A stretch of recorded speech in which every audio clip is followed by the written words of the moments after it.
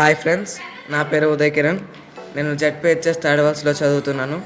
మా స్కూల్లో science day celebrations జరుపుకుంటున్నాము. నేను ఆ సెలబ్రేషన్స్లో ఒక వాటర్ బోట్ తయారు చేశాను.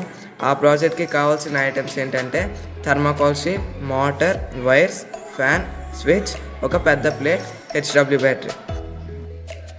ఇప్పుడు నేను ఈ బోట్ని ఈ వస్తువులతో ఎలా తయారు చేశానంటే, ఫస్ట్ ఒక థర్మాకోల్ షీట్ తీసుకొని దాన్ని బోట్ షేప్లో కట్ చేసి దాని చుట్టూరు పిల్లర్స్ లాగా ఒక షీట్స్ మీదే టాప్కి పెట్టాలి.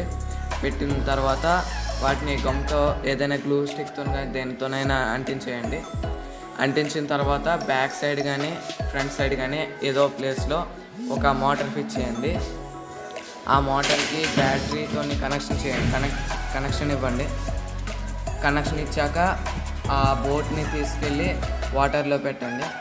వాటర్లో పెట్టాక ఒక స్విచ్ తీసుకొని కనెక్ట్ చేసి ఆ స్విచ్ ఆన్ చేస్తే ఆ బోట్ అనేది మూవ్ అవుతుంది వాటర్లో.